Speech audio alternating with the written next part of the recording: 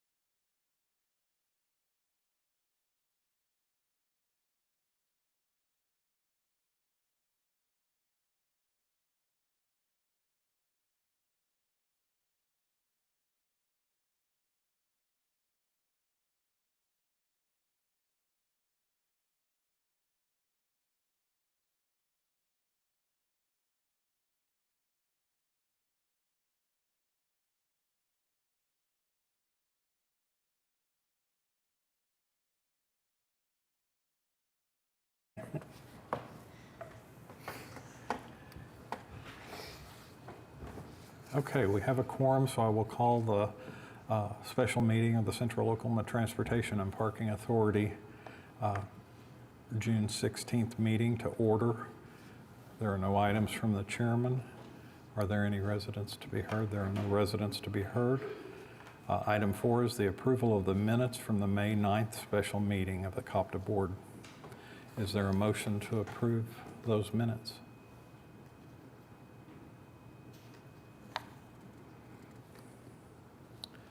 We're waiting. We can't get a. Oh, okay. There's a. Need a seconder. It's been moved.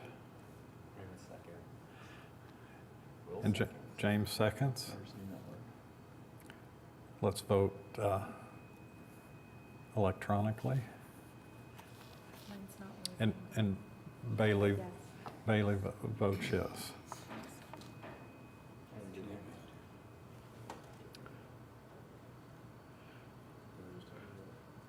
Yeah, voice vote, yes.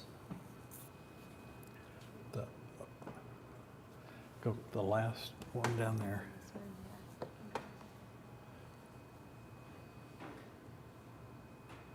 yeah. Okay, you're there. And you're there. Right? Yeah, you got a different screen than we've got, so sorry. No worries, I'll figure it out. Okay. That motion passes, and so we're going on to item 5, which is our consent docket. There's 8 items on the consent docket. Are there any items that the trustees would like to consider individually? If not, is there a motion to approve our consent docket? Not seeing any. Oh, there it is. It's been moved and seconded. Please vote electronically. I'm a yes, sorry. And Bailey's a yes.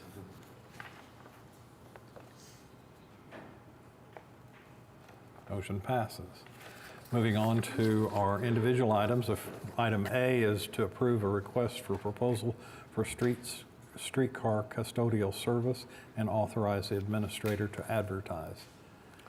Yes, sir. So a little background on this. So part of our budget proposal, of course, was to bring streetcar in-house. And part of that was also transitioning the contracts that Herzog Transit had and transitioning those over to Embark. And so part of that is this RFP.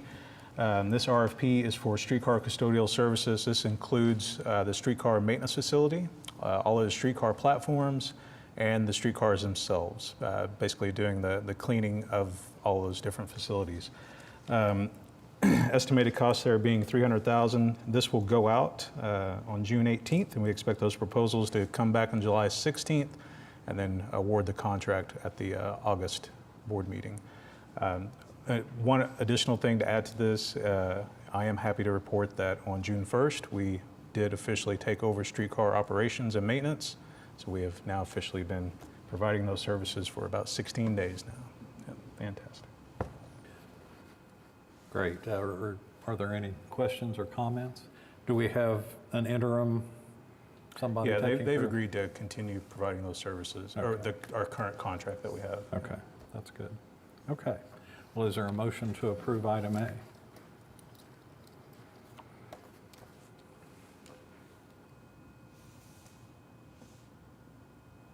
It's been moved and seconded. Please vote electronically.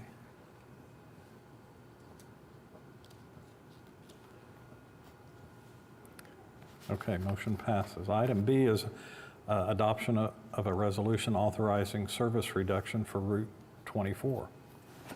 Jesse? Yep, so this one also ties back to our budget proposal. So our original budget proposal included the elimination of Route 19 and the reduction of Route 24. Going through our process, we had several community meetings. We had one community meeting during our board meeting. We got a lot of feedback. We got a lot of feedback regarding Route 19, and we got some feedback regarding Route 24. Ultimately, we decided to continue providing service for Route 19 for the fiscal year 26 as we work toward trying to identify a possible additional funding source for Route 19, working with Oklahoma County. However, for Route 24, we are moving forward with the reduction of service for Route 24. So what does that mean for folks using it? That means that we will still be providing that commuter service in the morning, the commuter service in the evening. However, we'll be removing that service in the middle of the day. So we'll be running from essentially 6 a.m. to 9 a.m. and then from 4 p.m. to 7 p.m. And some of the comments that came back were that initial route leaving Oklahoma City first thing in the morning.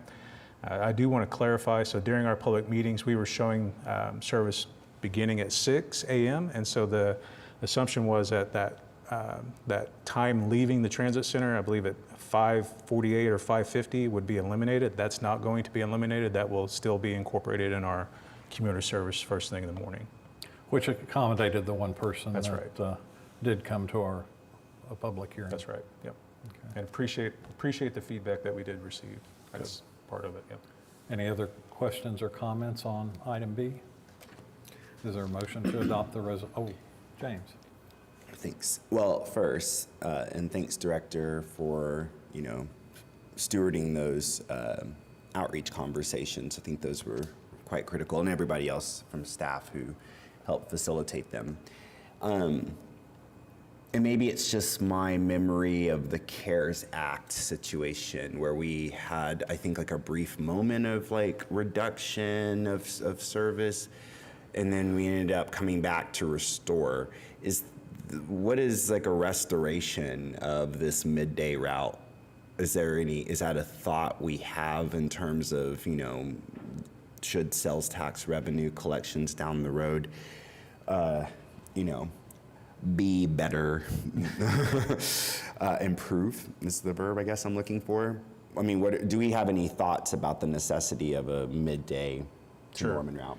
Yeah, so I would think that, as sales tax start to improve, clearly we want to make sure that we either maximize or restore what we currently are providing. So I would say, to your point, would restoring that midday service be part of that? I would say that'd definitely be one of the things that we would look at for sure, going back to the full service for Route 24.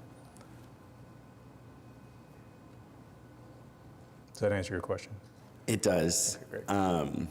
I feel a little bit of suspense because I actually don't know how I'm going to vote on this, because I am really grateful for I just can't express enough grateful that the work you all have done to get that morning.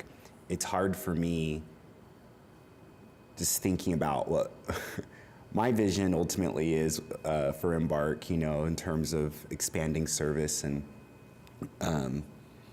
I know not everyone shares the vision that I do of, I quite frankly think the service should be free. So yeah, anyway, it's just hard for me to think about reductions and supporting those just at all, because I just want to keep seeing us improve. So I don't know. We'll see. I guess we'll find out together. Any other questions or comments? If not, it's been moved and seconded to adopt the resolution. Please vote electronically.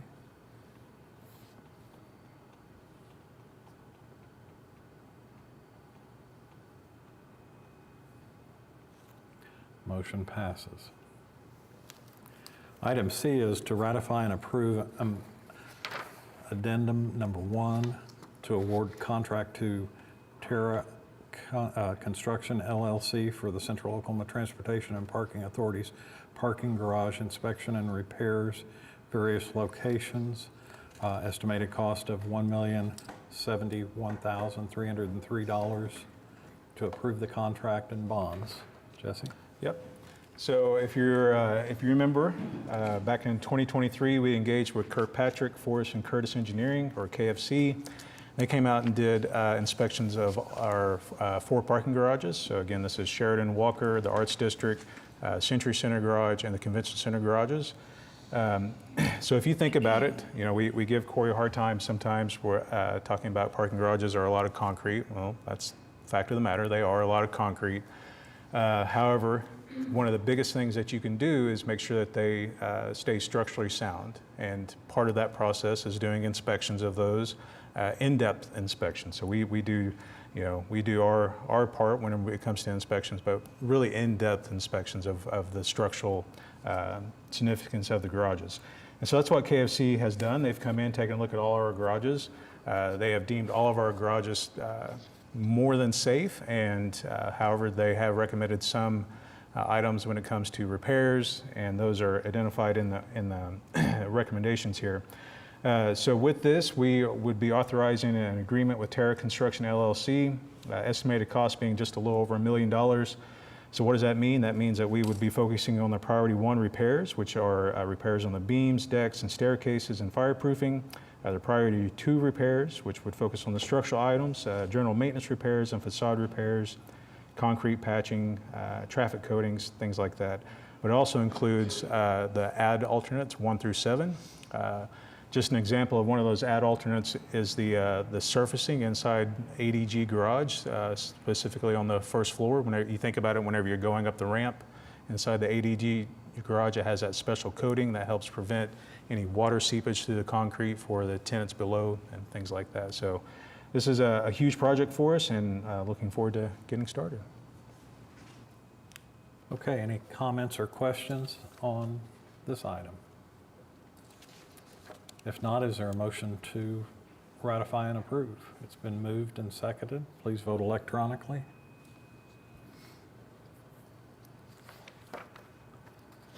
Motion passes. Item D is to approve change order number 1 with Cade Construction on the Embark Administrative Building renovations at a cost of $20,207. Yep, so if you remember, we recently awarded the construction contract for Cade Construction. This is to come in and remodel our entire headquarters there at 2000 South May. And we're doing that in phases, right? So we're doing, basically, if you divided the building in half, north half and a south half, well, they're currently in the process of demoing the south half right now to make way for the new construction, really making it much more efficient when it comes to office space for Embark. So this is our first change order. I would like to add that this is an additional item that wasn't part of the original agenda for our original board meetings. So happy to have this in our agenda. But this item essentially helps us identify and locate where the electrical service is coming into the building. We've as we're going through the demo process, we've identified that things weren't necessarily wired exactly how we thought it was, and that is part of the process when it comes to a remodel. And so with this change order, that will help us identify where the electrical source is coming into the building and help us be able to move forward with the demo and the new construction. Okay, are there any comments or questions? It also adds 5 days to the construction It does, yeah. process. Okay, if not, then is there a motion to approve? It's been moved and seconded. Please vote electronically.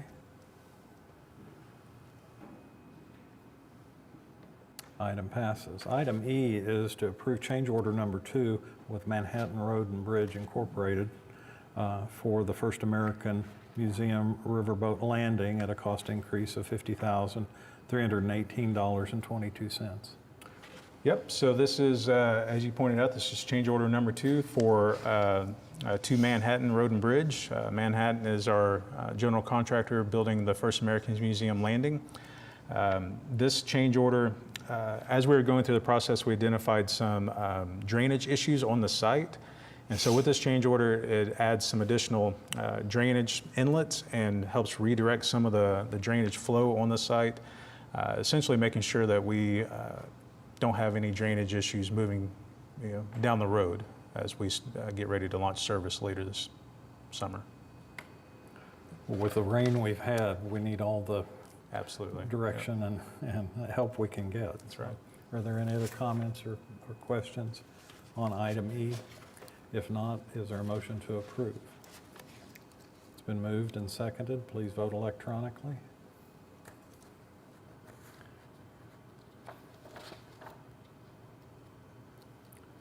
Motion passes. Item F is to adopt a resolution approving the Central Oklahoma Transportation and Parking Authority 5-year capital improvement plan for fiscal year 2026 through 2030. And I think the discussion is also going to include G and H. Right. which is the adopt a budget for the remainder of the budget amendment for the remainder of the fiscal year 2025, and then also adopt a budget for 2026. Yes, So, we've got a Suzanne? busy budget agenda, to everyone's excitement, I'm sure. Yes. All right, well, I'll start off with our FY26, FY30 capital improvement plan. So that's our 5-year plan. This was last presented to the board 2 years ago. And so I just thought I'd point out how much growth we've seen in our CIP. So when we presented 2 years ago, the growth we've seen since then has been 66%. And we're talking about over almost $200 million. That's a significant amount. And I also looked at, prior to that, how much increase we had seen. We broke through the $100 million threshold and actually increased 80% the last time before that we presented. So I think this is indicative of just the growth that we're seeing in public transportation. Again, this is all capital, so our operating budget is completely separate. Funding sources are totally separate as well. So what we're looking at here is strictly capital improvements. So I have a table for you. In your packet, though, is more detail. We presented this to our finance committee in pretty great depth. On May 22nd, we walked through all the different projects that are in our CIP. So for brevity today, I just will be giving you highlights. Of course, I'm happy to answer any questions that you have on the details of the projects that are included. Again, I'll point you to your packet. There's a summary sheet that outlines all the different projects that are summarized here on this table. So overall, our capital improvement for this 5 years, looking at starting at FY26 through FY30, is $193 million. And that includes 29 projects. Close to 90% of those are transit, so just a little bit of this money goes to parking, but they are represented in this CIP as well. So just to give you an idea, going down this list, so transit general, that's going to include things like our LA Olympics. LA 28 Olympics are coming to Oklahoma City. I'm sure we've all heard that. And so with that, there's going to be some transit needs. We've just done a very high level forecast of what we think those needs might look like, so that's included in there. As well as some of the safety and security upgrades that we include in our CIP every year. We get some federal funding for that. Then transit technology, we've got a few projects there. That's going to include fare technology, updating that, as well as our integrated technology solutions that we've been talking about at different board meetings in terms of our fixed route, streetcar, and BRT systems. And then going down the list, our transit facilities, improvements and maintenance. You'll see that's a very large category in terms of dollars. So about $93 million of the overall budget is for transit facility improvements. In particular, what's driving that large number is $80 million is put in there for a brand new transit administration and maintenance facility. So that is definitely a large ticket item that's going to be in the facility improvements and maintenance, but also includes our remodel that we're currently going through with South Bay Transit, our headquarters. That's in there, as well as we have a parking garage that is a replacement of the Cox Convention Center arena. So that's included in that $93 million as well.